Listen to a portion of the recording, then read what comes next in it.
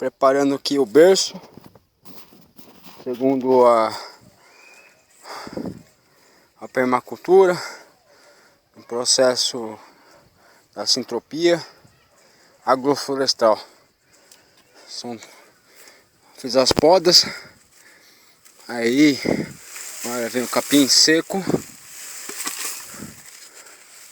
e por último a terra boa, que eu já adubação orgânica, né? E é isso. Primeira horta, né? Sem nada de aditivo industrial, como diz Lavoisier, na natureza nada se cria, nada se forma, tudo se transforma.